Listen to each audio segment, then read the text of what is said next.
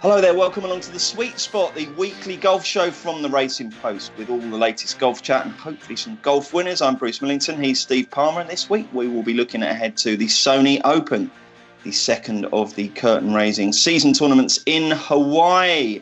We'll also look back on what happened last weekend where Harris English got the job done in the Tournament of Champions. Steve, good morning. You in good fettle? Yeah, still a little bit tired. Yeah, grueling week last week, wasn't it? Those late nights killed me. I don't know how many you got through.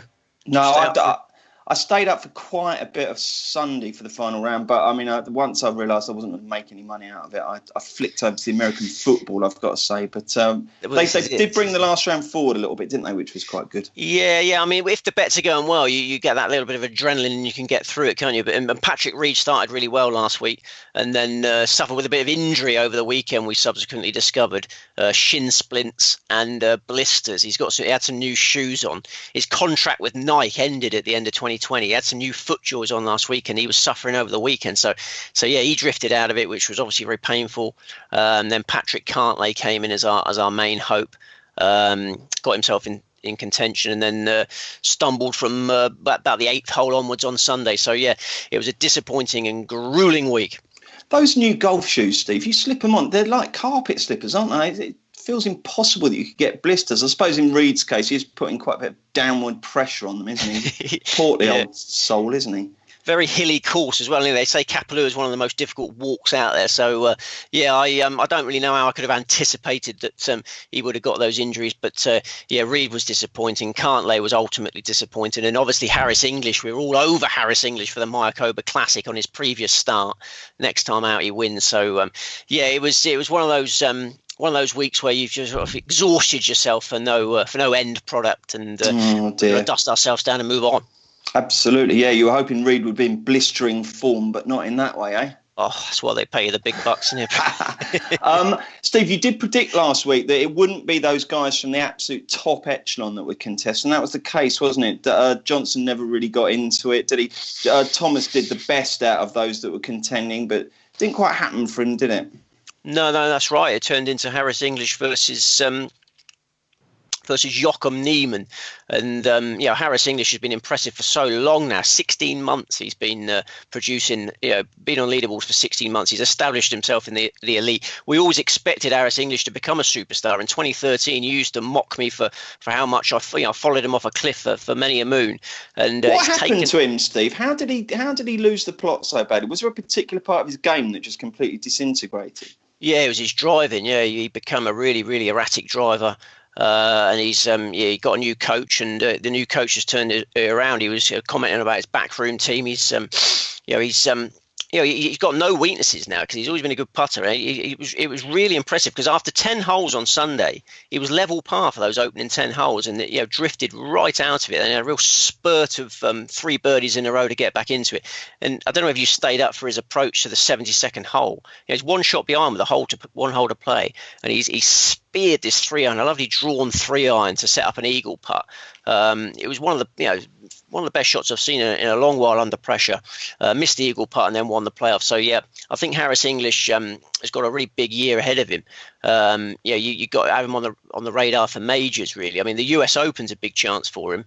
He lost a playoff in the Farmers Insurance Open at Torrey Pines, and the US Open's at Torrey Pines this year. So I could see English going well in that. If you're worried about John Rahm's baby, and you wouldn't be alone in that, we're all concerned about when that's going to come. Then English could be an alternative for you. Okay, I must say right now in life, John Rahm's baby is a fairly long way down the list of things to worry about, but I will add it to the ever-growing list. Okay, I mean, one thing I did see on Sunday, Steve, which is absolutely incredible. I know it was downwind, I know it's downhill. 675 yards that 18th hole. Bryson DeChambeau smashed a driver and an 8-iron within 4 feet at a 675-yard hole. That's just incredible.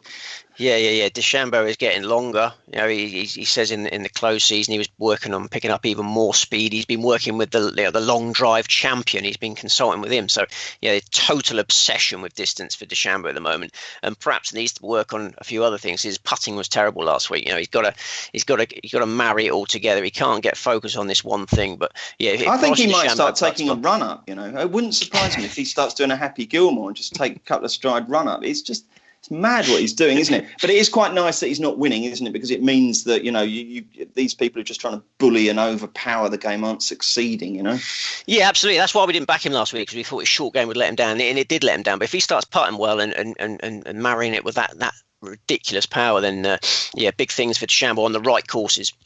Now, Steve, we've only got one tournament this week, so we've got a little bit more time than normal. And I want to ask you something. I want to ask you how you actually go about picking your winners from the start of seeing the field. So take us through this Sony Open. I don't want to know the people that you're going for just yet. We'll get those in just a moment. But when do you get the final field, and what's the process? I guess it's a lot of whittling, isn't it?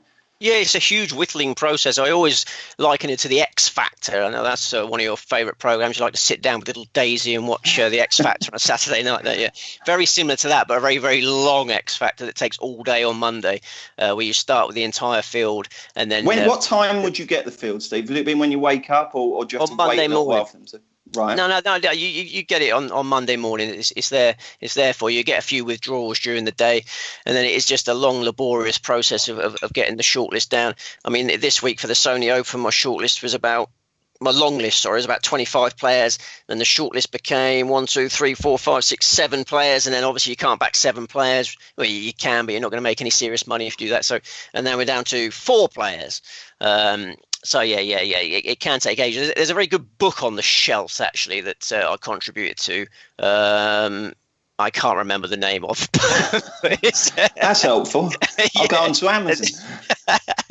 There's a book about I did the chapter on golf, obviously, where you talk about your processes in sports betting, and there's all sorts of tips on there for how you do the whittling down process. So we'll perhaps if you can remember the name of that next week, you can give that a plug. Perhaps you could tweet it out, couldn't you, later? Okay, I will do. Yeah, but I mean, what would the process be? What are the sort of criteria with this? So do you look at the course and you say, right, okay, this course is all about, say, precision. So he can go, no chance him, get out, you're done. What are those first hurdles that a player's got to clear to stay on the shortlist? Yeah. The first thing you do in the morning is to analyse the course and player profile, what sort of player you want to be backing, and then you'll go through the whole list and say, is he suitable to the course? Is he suitable to the course? And at the back of your head, you'll always have, is he capable mentally of holding himself together to win a tournament of this stature? That's always a thread running through the entire day. Like you'll get to a player, go, like Ryan Armour's a good example this week. There's a player who's very well suited to Wylie Country Club, but I just think he's over the hill now. I don't think Ryan Armour can be trusted with hard cash anymore. So is that player capable of winning a tournament of this stature? Is a thread always in the back of my head. And then obviously, course form, current form. And then you eventually get there, but it does take hours and hours and hours. And the worst aspect of it is the hardest bit of it is whittling it down from 7 to 4. Say, that can take ages. And it so often happens that the one that you'll axe, the last name you'll axe will win. There's nothing more excruciating than that. But there is no better way of working out who's going to win than doing that process. I don't see a better way of doing it than that. Okay, fair enough. Could just stick a pin in, I suppose, couldn't you? And just, I don't know. I don't know. Right then, so let's get on to this week. Then it's the Sony Open. It's in Hawaii. Steve will tell us all about the course in a minute. But first of all, let's just familiarise ourselves with what the sort of standard of field we've got this week. Here is a rough guide to the latest betting. Don't forget, always shop around, not just for best prices, but for best place terms. That's really important. Some bookmakers offer 6 places, some go up to 8, and there is nothing more annoying than backing a player each way. He finishes 7th or 8th, you've lost, and then your mate who's had the same bet with someone else starts bragging about a nice little place return. So we've got Webb Simpson heading the market at round about 12 to 1. Colin Morikawa, he's in at 14s. Harris English, the hero of last weekend, he's looking to double up, and he's around about 16 to 1. You've got Daniel Berger at 20s. Sun Jae Im, 22. Matsuyama, he's on the naughty step after a very poor effort last week. He's 22 to 1. It's 25 to 1 bar. Steve, first of all, talk us through the course, and then we'll get your 4 selections. Yes, Waialae Country Club. Yeah, the Geordies like saying this one. Waialae Country Club, Honolulu, Hawaii. 7,044 yards, par 70. Only 2 par 5s. Tight fairways but very thin trees. So it is possible to progress to the green from erratic shots. But yeah, it's very tiny green, so you need a lot of good scrambling. And there's no wind in the forecast this week. Last year, 11 under won this. It was very, very difficult windy conditions, but no wind in the forecast. I think we're in for a really low scoring week. And a crucial stat that we must almost adhere to is 15 of the 22 Sony Opens have been won by a player who competed in the Sentry Tournament Champions the previous week. So I know they're the best players, good players compete in the Sentry, but that's still an interesting stat, I think. So I like to focus on players who played in that the previous week. So the trees have got thin trunks, have they? How do you go about finding out that info? Well, yeah, I mean, just for watching it for 22 years, I mean, they're palm trees with thin trunks, and there's not a lot of coverage. I mean, you can get unlucky and be right behind one, but I'm just saying it's possible that if you do hit a wild shot, you can get a bit lucky, a bit like Augusta is. You can hit a wild shot at Augusta and still have an approach to the green. So particularly this week with no wind forecast, I think you can overwhelm Waialae this week. So you're looking at the power players, are you? I'm looking at the good putters, because I think you need to carry a hot flat stick this week, because a really super low total is going to be required. I mean, when Justin Thomas won here, he absolutely butchered it. I think somebody's going to do that this week. Okay, and who are you hoping that someone is? Who's your main selection? Main selection is Kevin Kisner, who always seems to get himself in really good order for courses like this one, where he knows he has an excellent winning chance. He's a very candid character. He often talks about how little chance he has at most PGA Tour venues, because they're set up for big hitters now. He goes to the Masters and says, I can't possibly win because this course is not going to allow a short hitter to win. But there's certain tracks that favour your Kevin Kisners, who find plenty of fairways and putt really well. Waialae Country Club is definitely in that category. He's got form figures of 5-4, 25, 69, 4 from his last 5 Sony Opens. His maiden PGA Tour title came on a very similar par 70 seaside track, the RSM Classic venue. He won that by 6 shots. He lost a playoff last year. At the end of last year, his final event of 2020 was in the RSM Classic. And then last week, he blew the cobwebs away at Kapalua. He would have said, I can't win at Kapalua. That's another big hitters course. He finished 24th there. Nice little cobweb blower. And he was 9 under par for the weekend there. So I love the way Kisner's come into one of his favourite tracks. And, he's nicely priced at 30 to 1. And he can win, he's a tenacious little chap, isn't he? Yeah, and he's a WGC winner. He's won the match play. He's won three PGA Tour titles. Yeah, he's gritty. So I thought the market leaders didn't represent much value, same as last week, and I've gone for the second rung again. What price is Kisner roughly? He's 30 to 1 best price, Kevin Kisner. Yeah, 30 to 1. Excellent. Okay, Steve, 3 more. Who's your second selection going to be? Next best is Cameron Smith, the defending champion. 27, 18, 22 are his Sony efforts prior to his victory. So, he's extremely well suited to Waialae. And this time his confidence levels are absolutely through the roof. He ended last year with a really wet sail. He was 11th in the CJ Cup. He was 4th in the Zozo Championship. Then he went to Augusta and finished tied second in the Masters. Incredible performance at Augusta. He's taken his game to a new level, clearly. And last week, similar to Kisner, didn't contend, but the course doesn't suit him. Finished 24th, much less suitable terrain. So, I can easily see a repeat of last year with Cameron Smith. So does that effort last week suggest his sail is still wet, or are you slightly concerned it might have dried out a little? I think there's some moisture there. And he was by the sea, wasn't he? Getting a bit more on the. Yeah. So I see the whales last week. I just reminded myself. No, I didn't. You didn't watch much of it, did you? The humpback. I didn't whales. See a lot of it. No. There's nothing like when they cut to a humpback whale tossing itself around the sea. there's nothing quite like it, is there? No, that is good. I mean, I do love a bit of wildlife and golf, I must say, and that's why. What was it, Leopard Creek in South Africa at the back end of last year? It was absolutely magnificent, wasn't it? There's certain tournaments where you don't mind them cutting away. Normally, I just say show the blimmin' shots, lads. But I'm banging to my humpback whales. I'd rather see a nice bird on a tree rather than analyse someone's swing. Like, swing analysis doesn't do it for me at all. Show me the local wildlife all day. No, absolutely. So Cameron Smith's got a wet sail, and we've got 2 more much bigger prices. Lanto Griffin. We're going to stick with Lanto Griffin. As I say, I want good putters this week. I've got a team of good putters, and Lanto Griffin is an excellent putter. We were on him last week, and unfortunately, he got ill. He got ill on tournament eve. Had some stomach problems on tournament eve. He was 2 over par for the first 13 holes last week, and then slowly but surely recovered his fitness and form. Ended up sharing 13th place, which is a solid effort and decent company. Last year in the Sony Open, finished 7th, closed with a 64. So yeah, I see Lanto Griffin contending for a second PGA Tour title on Sunday. And then the last one is Brendan Todd, one of the best putters on the circuit, ideally suited to Wailea. He was finding fairways for fun last week, as he always does, but Kapalua just too long for him. He couldn't compete. Finished 13th, battled to 13th place, tied with Griffin. Last year, at the end of last year, finished 8th in the Mayakoba in his final start of 2020. He won the Bermuda Championship on a similar sort of seaside track in 2019. Steady Sony record, massive runner. So, they're my four against the field. Just give us a rough idea on price. When Kisner's around about 30 to 1. What about the other three? Cameron Smith 28 to 1. Lanto Griffin opened at 50 to 1. I think he's been nibbled. I think he's 45 to 1 best now. Brendan Todd, there's a bit of standout 50 to 1 out there if you can grab it. Okay, and just a quick summary of the market leaders. Webb Simpson, Fav, which he often is when the big cats are away. Morikawa got himself into contention but didn't really follow through on the Sunday. English going for the double.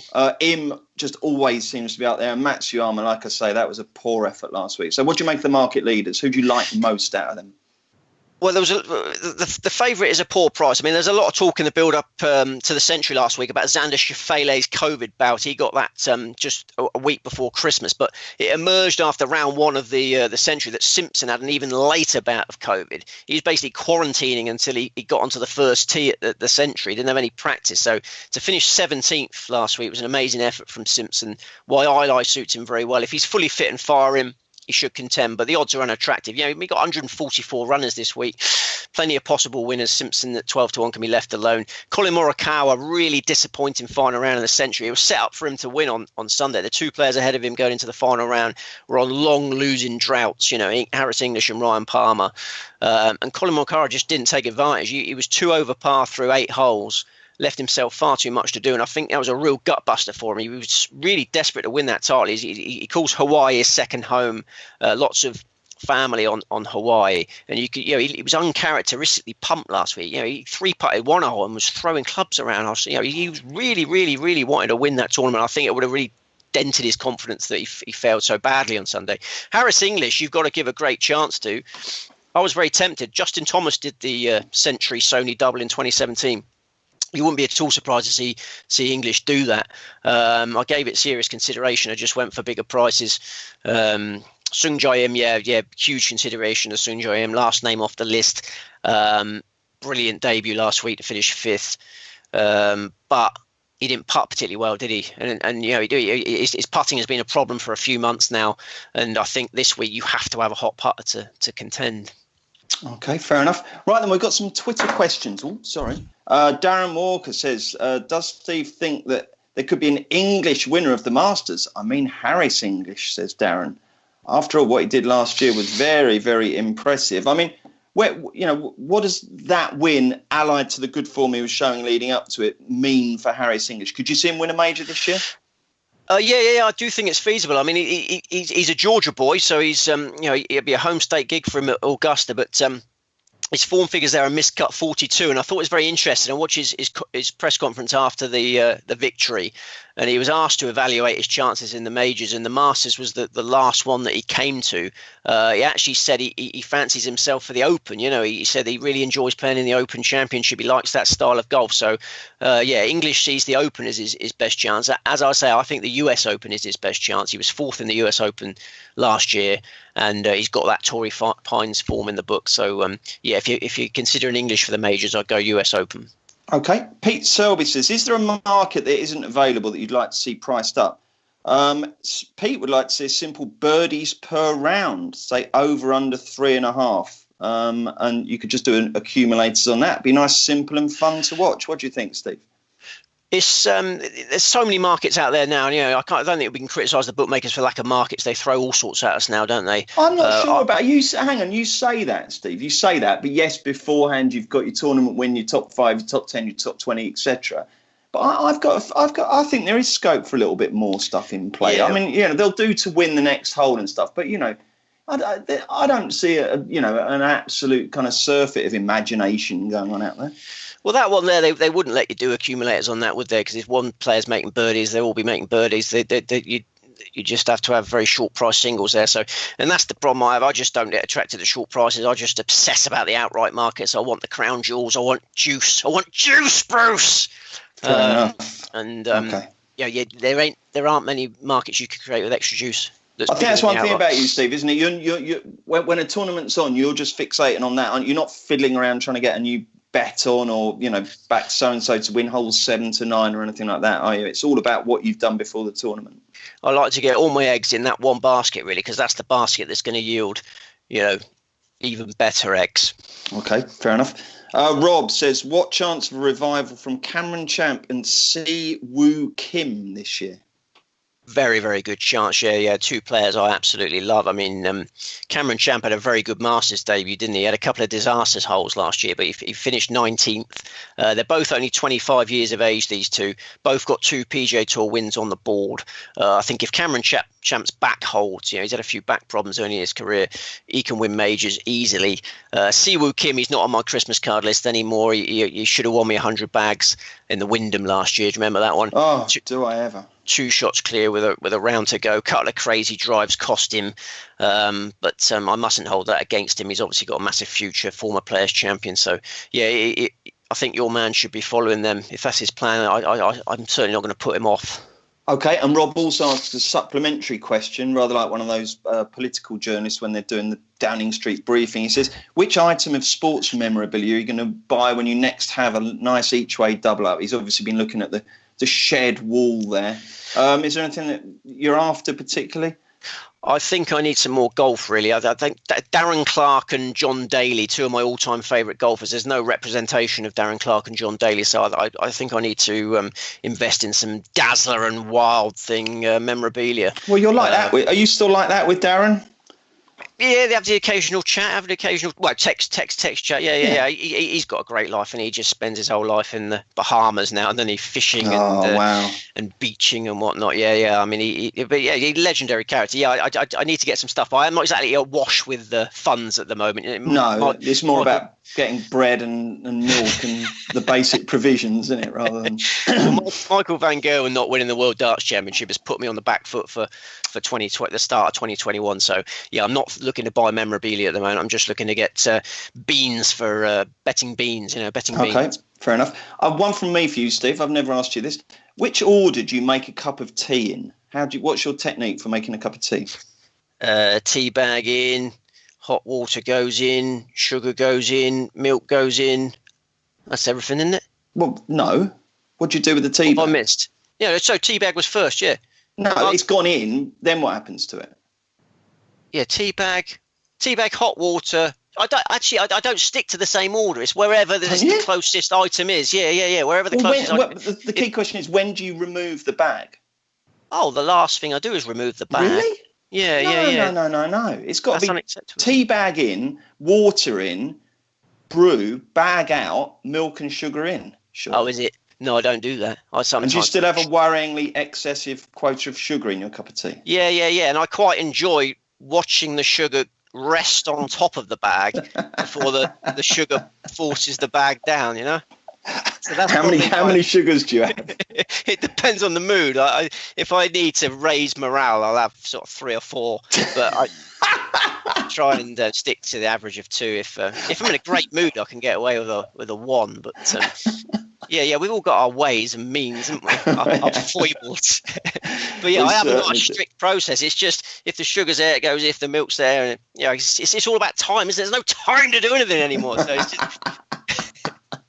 Okay, well, let's have a solemn recap of your 4 selections for the Sony Open.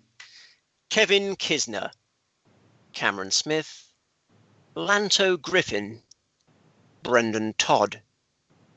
Lovely. Thank you very much, Steve. Tell us what we've got on the show next week.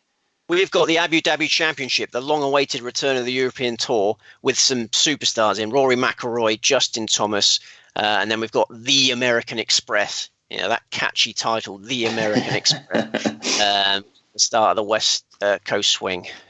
Excellent. Well, hopefully by then we'll have had some good news for your tips. Thank you very much, Steve. Thank you for joining us on the Sweet Spot. Don't forget, please do bet safely. Have fun with the golf this week, and we'll see you next week for another Sweet Spot.